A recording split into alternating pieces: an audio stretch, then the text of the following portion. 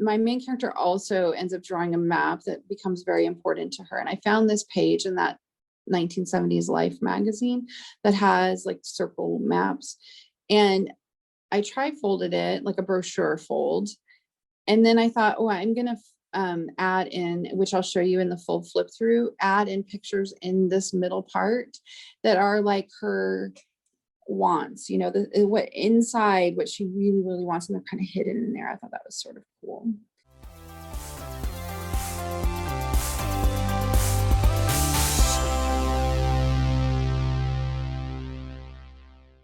Hey guys, welcome back to our channel. I'm Shaunta Grimes and this is Ninja Riders. Last week I recorded a video, which I will link to, I think up there somewhere, about my glue book obsession. I'm having so much fun with collage and glue books. It's like just invigorating my creativity. So much fun. And I talked in that video about how I had an idea of making a glue book for my work in progress, which is the first book in a series of romance books. The first book is called Poet, and I'm going to indie publish it hopefully relatively soon. I have a cover and everything. More on that later, but I'm ready to work on my first ever work in progress glue book, and I thought I would bring you along for the ride. Okay, so here is the book I chose. It's called The Howl Hoots Twice at Catfish Bend. It's a 1961 book. So anyway, I ended up taking out about a third of the pages because otherwise when I added my pictures and stuff, it would be too thick. I looked at each signature, which is folded over sections of pages, and I removed both sides of one page so that I wouldn't have a loose page in the book. And I did that evenly through each page.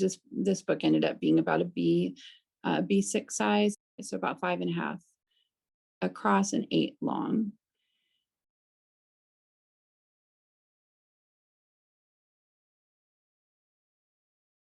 And here's my big envelope of things that I found over the course of a week or two that I thought would make a good fit for this book's aesthetic. It takes place on a farm. Some of the main characters are ranchers. It's in the future, but kind of a dystopian future. So there's electricity and cars are not, they're a thing, but not much of a thing. And so they mainly ride horses and use like horses and carts. So I found some pictures of that. There's no wolves in my story, but it's got like a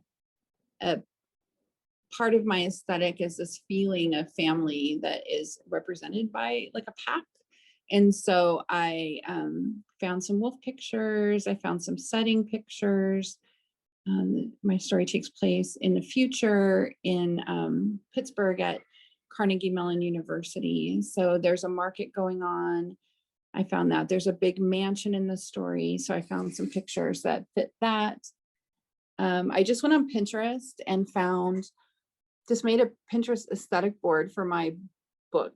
And I was looking more for the feeling of my story than anything real specific. I wanted pictures that made me feel the way that I hope that my readers will feel when they read my book. So that's what I went for. It took me a minute to get past that.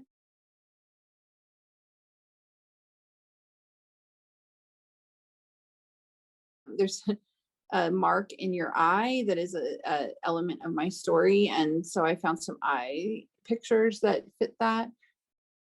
Even though my story takes place in the future, I found some vintage pictures that I thought fit my aesthetic. There's pictures of the people, but rather than find one actor or one model that fit each character, I just kind of found actors that were the type. So it ended up being more of a composite.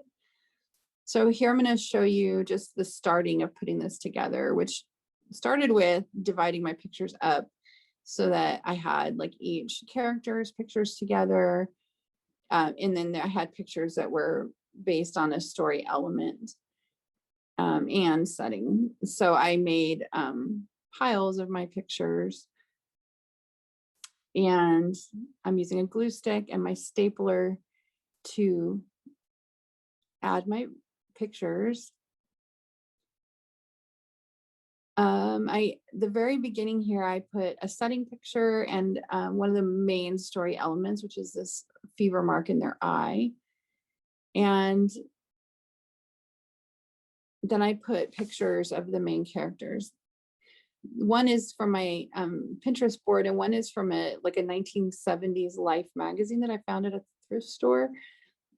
There was this ad in there for Marlboro's, I can't even say it, cigarettes, and it had 4 ranchers, and there are 4 men in my story, so that fit perfectly.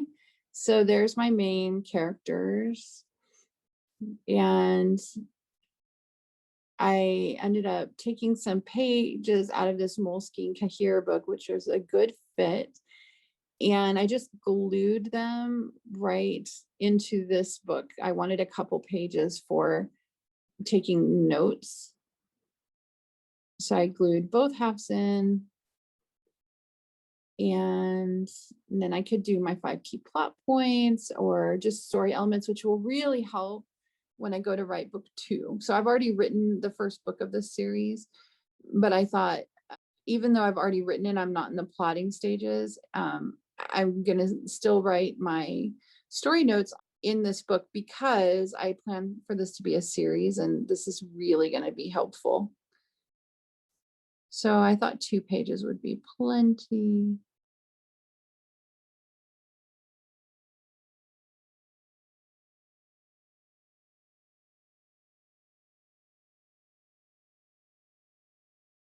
Okay, so next I put a picture of each character and then another page. And this time what I did was, yeah, 7 characters that I have in my book. I think I took out an extra sheet. Oh, anyway, what I did was fold the page in half and then just glue 1/2 onto the book page, which gave me a page and a half for taking notes. So that will let me take character notes. And since these characters are going to be through at least the first 3 books of my series, having a place to take notes about them obviously is going to be very, very helpful. So I'm going to do that for each of my main characters. I really like using staples. It's fast. It's not messy whatsoever. And if I decide, I don't know, to move something around, it's really easy to remove the staple and just take the picture out. Once you're glued in there, you're pretty much stuck. I ended up realizing I should staple the picture in first so that I can cover up the staple with my paper instead of stapling through it. I don't know how much that really matters, but that's what I did. I'm using a Scotch Create glue stick, which is really good for paper. I found that model and it was perfect because my main character, that character that he represents, has 1 blue eye and 1 brown eye. This guy's got blue marks in his brown eye, so I used a pen to fix that. Yeah, because I'm crafty that way. Anyway, the Scotch Crate is my favorite glue stick, in case you're curious. And I really like this Moleskine paper. I got these, I think I got 6 of these notebooks at TJ Maxx for less than $10. So just keep your eye out for good quality notebooks at a decent price. I gotta do a little repair here. The page tore. No big deal. This is my main character's best friend. So I put a couple of side characters in. Which was easier to do when I have already written the book clearly. I think this will be a different process when I do it for a book I haven't written yet, just because I won't want to fill it all the way up with what I think is going to be in the book. I'm going to probably want to wait until I've written parts before I actually put something in my plot book, just because once it's in, it's in. I don't want to have to I can remove staples, but I don't want to have to make changes, and I don't want to feel tied to what I've put in my book. I don't want to keep something in my novel because I put it in my plot book, and I don't want to mess up my plot book. Like, that would be silly. So here I am. Oop, I missed a page there. Here I am with, and next thing I'm going to do is, I was trying to see there if I could find a way to not cover up that picture in my book, but there was no way. So I have some elements for other parts of the story, and I'm just going to put them in. This is setting here.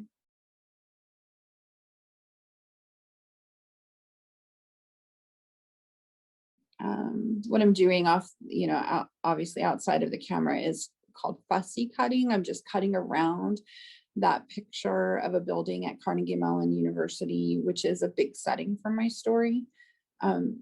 You don't have to do any of this if it feels like too fancy or too silly or just not what you would normally want to do. You could just print out your pictures or find some magazine pictures and collect them in an album, or even in like an index card box where you can take them out and look at them when you need to, without going to the trouble of like altering a book and fussy cutting and gluing things in and that kind of thing. I did that just because it is something I really, really enjoy doing.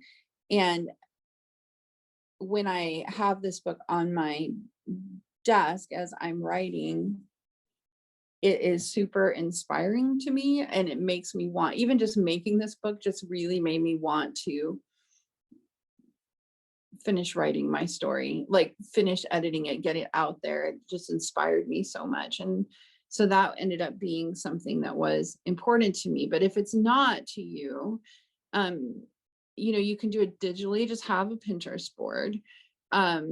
If you're analog like me, though, you might find that you really enjoy having a tactile visual that you can put your hands on and affect and change. I feel like it was life-changing for me. Like, I will probably do one of these for every book that I ever write for the rest of my life. It's that cool to me. It was like seeing my story just kind of come alive, and oh, so cool.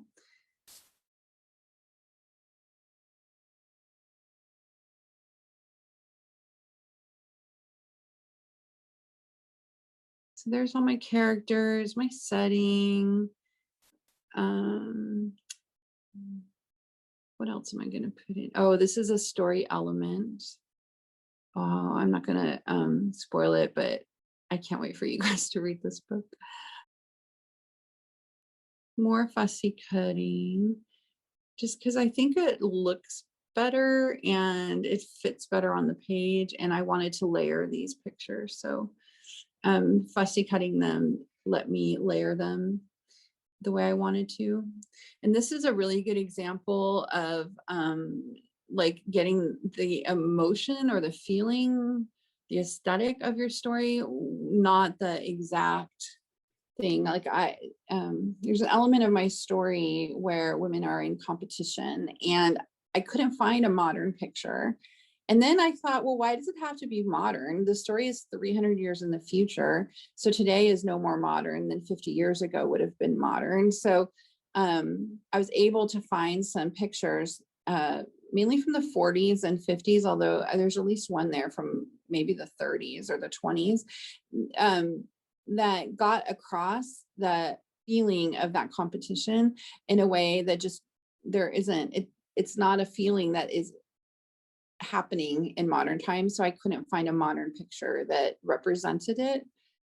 What I ended up doing was thinking about, okay, what's happening in my book, what's happening in the time of my story, and when was the last time in human history that thing was going on, which would have been like limited resources compared to now, and women being like a commodity almost. And I ended up with the idea of that, maybe people like if in a dystopian future, we might not go back to dark ages. Maybe we would just go back to the last time that we had the level of resources that are available during this, crisis. And I ended up in the kind of early mid-century, the 40s, the 50s, maybe even earlier, but I had a harder time finding pictures of, say, the 20s that weren't kind of roaring 20s. I just went with it. and I ended up with a like an aesthetic or a feeling that was exactly what I wanted for my story, and exactly how my book makes me feel and how I want my book to make my readers feel.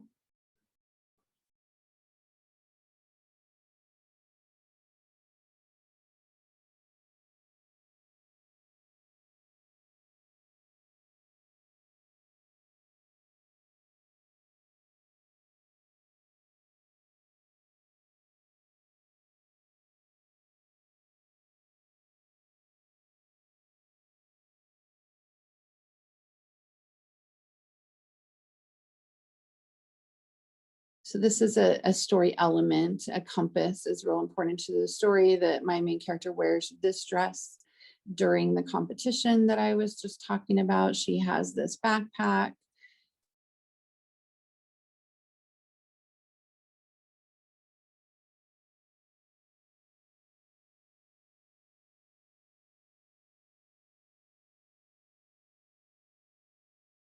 She's a little thief, and I'm going to put here, yep, some of the stuff that I thought she would steal. I ran out of staples. So actually, I'm going to end up taking a break here, and then we're going to come back to real time, and I'm going to flip through the whole book because I ran out of staples and my tripod was blocking my desk drawer where my staples are. So I'm just taping some pictures in to like almost like add extra pages.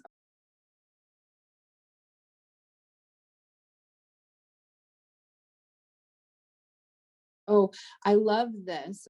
My main character also ends up drawing a map that becomes very important to her. And I found this page in that 1970s Life magazine that has like circle maps. And I tri-folded it like a brochure fold. And then I thought, oh, I'm going to add in, which I'll show you in the full flip through, add in pictures in this middle part that are like her wants, what inside, what she really, really wants, and they're kind of hidden in there. I thought that was sort of cool. I ran out of staples, so I'm putting everything away, and we're going to go to the full flip through in just a second here. I'm really excited to show you how this turned out because it's so cool. All right, guys, I finished my plot book this week, and I'm not joking. This is the coolest thing I've ever done with regard to plotting or planning for a novel.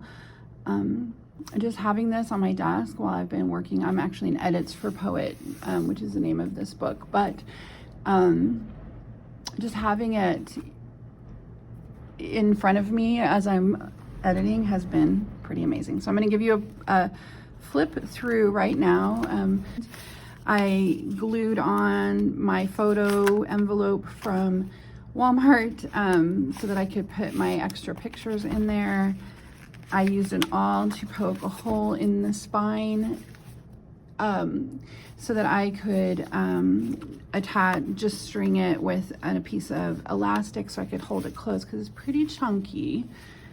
And it also keeps my photos, like if the glue doesn't hold or whatever, it'll keep those on there. I'm gonna hide okay, see if I can do this. Not sharing my pen name right now, but this is my cover. So little reveal, how pretty is that? Okay, so there's the cover. What I did was just print it out on sticker paper and stick it down in here.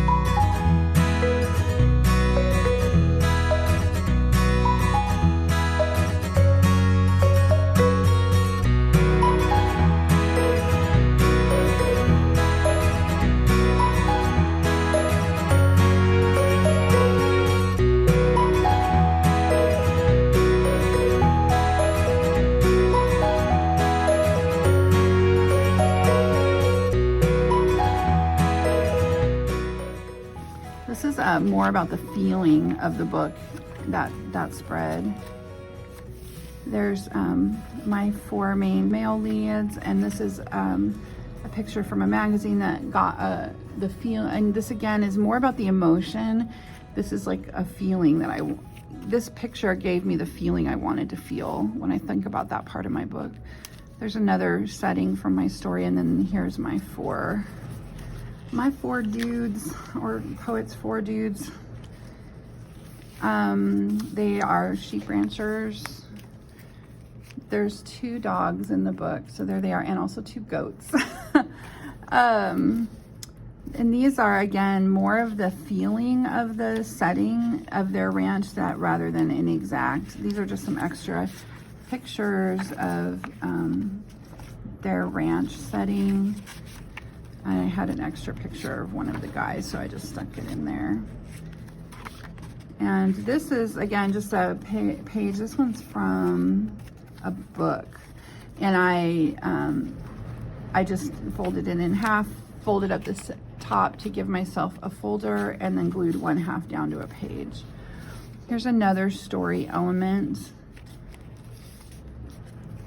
and a setting. So the story takes place in a dystopian far future Pittsburgh. This yellow bridge plays a big part. So there's that. There's some more ranch. I found this old picture of a couple of men shearing sheep manually, which was really fit my story, so I loved that. There's just some setting pictures.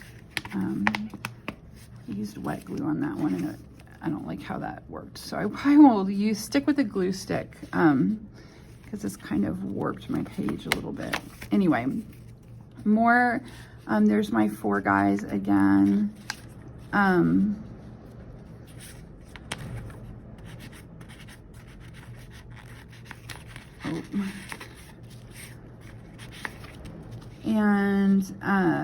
let's see. So this is just more. These ones are, you know, I'm writing a romance, so I've got some. But these are really a lot about just getting the emotion, the emotional impact of what I like. When I look at these pictures, it makes me feel what I hope the reader feels when they read my book.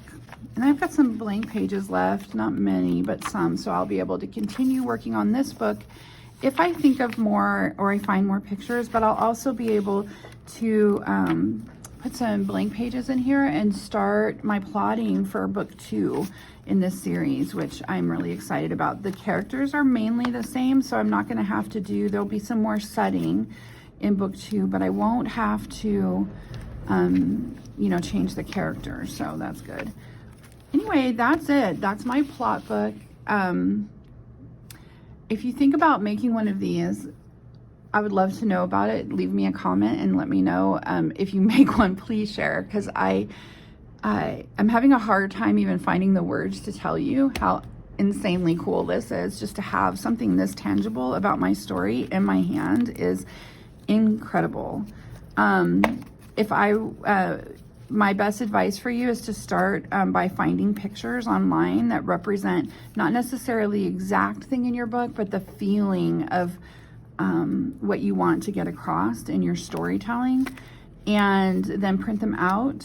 I removed about 1/3 of the pages from this book to give it room to grow. It's still super chunky, but it would have been impossible if I hadn't taken pages out. So about 1/3 of the pages. You could just use a notebook, you could just use a photo album, but just having it, even if you didn't want to do a book, if it just doesn't feel like your thing at all, you could even just get like a file box and put the pictures in there, but something so that you can move them around and organize them and put pictures like this one here. Like I never would have found a picture of horses, like a horse-drawn carriage going over this Pittsburgh bridge. But I was able to put one together myself. So, you know, just being able to have something tangible in your hand is a game changer if you're an analog person. I totally get it if you're not. If you're more digital, Pinterest might be good enough for you, or an OneNote file or whatever. But If you're like me and more tangible things are easier for you or inspire you more, then, and you're an analog person, this, I mean, even if you don't use it to write, just having this on your shelf as a memento of the fact that you did this huge thing. You wrote a novel, and this is the story that you like created out of thin air with your own brain and your own imagination is a gift. It's just amazing. So I hope you'll make a plot book. I hope you'll let me know if you do so I can see it, because I really want to. And I hope that you have a great week. I will see you soon. Don't forget to hit subscribe so you don't miss a thing. And I will talk to you soon. Bye.